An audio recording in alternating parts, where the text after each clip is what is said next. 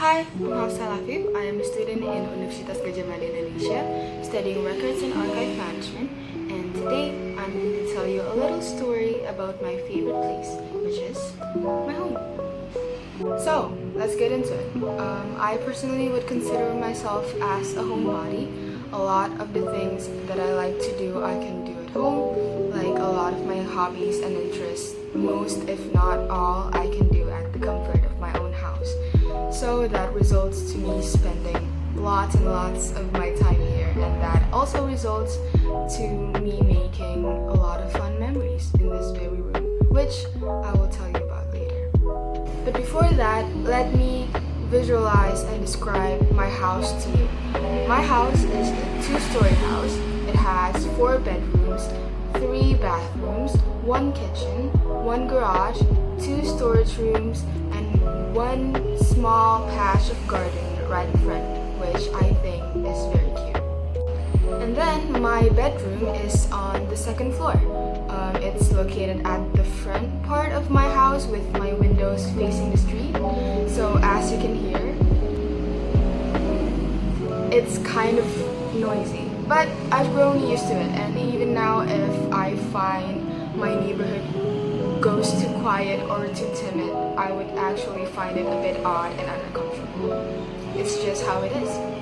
So, despite all of that, I actually really like having this room. One of the things that I love about it is actually how it looks.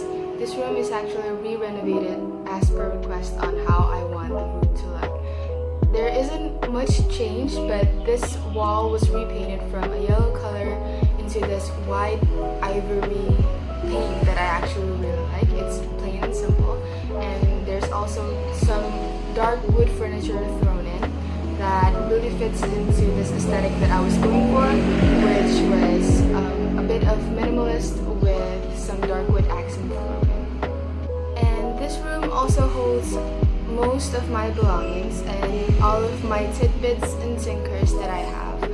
I spend lots of my time in this room, so much so that sometimes my mom would check on me just to see if I'm alright or if I'm home at all. So, as I said, I do a lot of my hobbies and interests in this house, specifically in this very room. So I'm going to tell you a little bit about it. So my hobbies and interests is included, but not limited to, reading books, for I have a few of them. I also like to sing and play instruments that I can play in this room. For example, here we have my guitar that I bought at the side of the street for some cheap bucks. So, as you can guess, the quality is not that good, but I'm not that good at it yet, and it works just fine, so I'm not complaining. With that, I also like to make covers of songs in this room, and then I would post it on my social media. And so, if you would look at my page, or maybe I will edit in a screen cap of it here, you can see that most of those videos are located in this room. Because compared to the other rooms in this house, I just find that this place is the most comfortable space to work in. It's my own personal space that I can use and temper in whichever way I want to, so maybe that's why. I also like to draw, though it's only recently that I started to pick up the pencil again. I remember I used to draw and paint regularly as a kid, and now my skills are kind of rusty, so I'm learning from the bottom. Here I have my anatomy lesson. It's not that good yet, but I'm planning to continue this hobby, and I hope I will get better soon. Fingers crossed. I also like to write. I love writing songs and poems and stories, you name it. And I think I've written a few of my favorite pieces of writing here. For example, this song that I wrote and made for my friends. I wrote the first draft of it here when we were hanging out, and I wrote it secretly without them knowing because I think I got a little bit too emotional at the thought of us separating after spending all of our middle and high school years together. And on a happier note, there's the story about the personification of the sun and the star and how their encounter was like the sunset. which is brief but beautiful. I'm a sap, if you haven't noticed. So, as my activity suggests, I find this room as some sort of creative space for me to work in. Maybe other people will find themselves roaming beautiful cities or exploring nature to find their inspiration. For some reason, my brain thinks that this 6x3 room with a window looking into the street is enough to get my thoughts going, which honestly I'm kind of thankful for. Okay, then aside from all of those other productive things that I have listed, I also find that this room is the most comfortable space for me to just relax and do nothing. For example, sleeping, which is a very good activity. Mindlessly scrolling through my phone. Or use all my time to binge watch random YouTube videos and series on my laptop. As for the memories that I have in here, there's honestly so much, but the ones that stands out is the ones that I share with my friends. I think in every grade of school I have a group of friends that would consider this place as their base camp. Like if we want to grab something to eat and eat it together, we would do it here. Or if we want to do our homeworks and assignments, if we want to just relax and sleep all day, or if we want to vent and tell our problems in a safe space, we would do it here. This house, or specifically this room, I think is one of our go-to places. I remember me and my friends gathering around in this room to apply and submit our college application letter. And then we also opened our acceptance letter together in this room with so many laptops screwed about. The other thing that I remember is the game nights that I would have with my friends whenever they would come to my house and hang around. We would play for hours upon hours, just playing these cards and board games all crammed up and smushed together in this relatively small space. But when you're playing together and you're having fun, it doesn't really feel like it, isn't it? So for that, I store, I think, a good number of games, card and board games in this room. For example, here we have this Monopoly card game. It's kind of confusing to play at first, not gonna lie. But once you get a hang of it and once you understand all the rules, it's a pretty fun game to play. And next up, we have this Monopoly game. It's the Disney version. It's pretty. I like it. And it's old also, as you can see, and worn out. But it works just fine. And we still have such a great time playing it. And among other things, like this Unistaco and this card game. And yeah, we would play them for hours and hours. And honestly, on these types of game nights, my friend does not really feel like my friends anymore. And what I mean by that is that we're all so competitive with each other, and everyone is going to be on everyone's neck. Like one person is cheating, and then one person is calling them out, and then there's yelling, and then there's laughters, and it's all so chaotic, and it's so fun. And honestly, I can ramble on hours upon hours about the details of every single one of them. Probably. But I'm not going to do that because we don't have the time. So maybe some other occasion. Okay, so I think that's it about my room in particular. And now I'm going to tell you a little bit about my house and its story in general. So let's go. Hi! Okay, location change. Just for context purposes, I am now downstairs sitting in front of my mom's wall bookcase, and here I'm going to tell you a little something more about my house and some of the unique stories that makes me like this place even more. So yeah, let's get into it. We're gonna start with the story of how this house is actually my dad's family and childhood home. Would you believe that?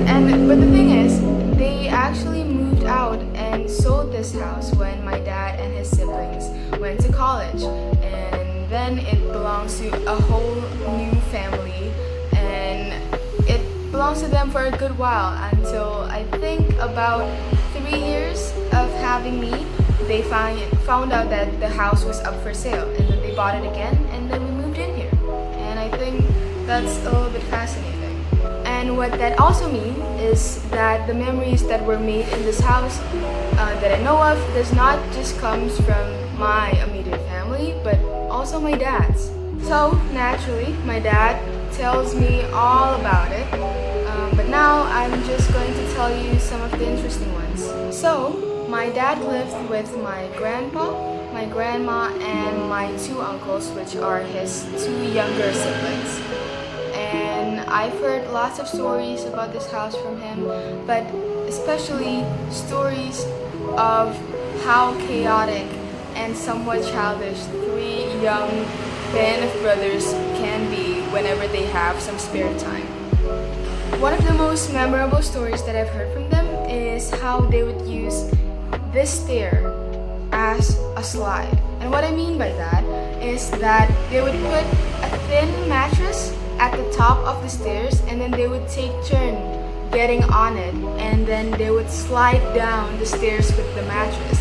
And what I need to tell you is that this stair is both steep and does not have that much length. So you can imagine the speed and how fast you would go if you slide down the stairs with a mattress. And I think it's both, one, anticlimactic because it's just too fast, and 2, it's absolutely terrifying. So then, considering how steep and how fast they would slide down the stairs, it's honestly no surprise to hear that one of my uncles actually banged his head on one of the ladders simply because he fell off for going too fast. And furthermore, it creates a dent. It creates a dent and a little crack to this steel-made ladders. You can imagine how hard he must have hit his head on it. And the funny thing is, it was still there when I moved in, so the new tenant did not do anything to it. And it was not fixed until I was in elementary school. I don't know why either. It's probably like a memory token thing from my dad at the time. Oh, and to add on to it, when I say absolutely terrifying, I'm saying that because I personally can attest to the experience. When I was a kid, I also have fallen down the stairs from the very top too. So yeah, probably runs in the family, I guess. The next unique thing about this house is something that I actually found out a bit recently, because my dad told me that there used to be a medium-sized tree at the center of this house, complete with a tree house. But the next tenant tore it down, so now it's gone. And it creates this kind of weird open ceiling space at the center of my house, which I will show you. Here it is. It looks a little bit like this. And then, of course, I asked him, like, why didn't you make another tree house, when we moved in?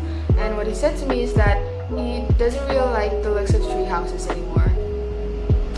You know who would? Me. I would like a tree house. I think it would be neat. I'm still kind of upset about it.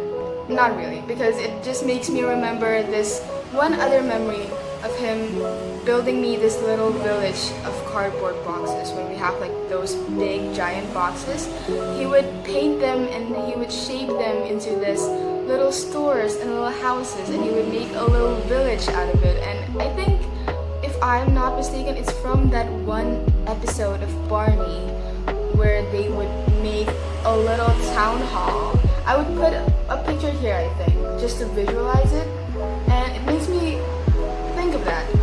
And I think it's very cute. So I think it makes up for the lack of tree houses when I was a kid. My dad also said that there used to be a lab in this house. It belongs to my late grandfather's, and he would use it to do chemical type of experiments there.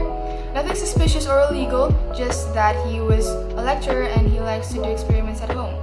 So those types of little facts about my house I find very endearing and makes me like this house even more. And I would catch myself imagining how the old version would look when I enter certain rooms. So I think it would maintain the status of my favorite place until years to come. There's just too many memories and happenings that took place in this house, and the fact that I grew up in it just adds to the sentimental value. And I think that's where I'm going to wrap up the video. I hope you enjoyed this lengthy and not too little story about my favorite place and all of its antics just as much as I enjoy telling it to you. Thank you for watching, and I also offer you my sincerest apologies if there are any wrong acts or misspoken words that I did or said throughout this video. I also hope that you would have a wonderful, wonderful day ahead of you whenever you're watching this. And with that, I think that's it for now. I hope to see you soon. Goodbye!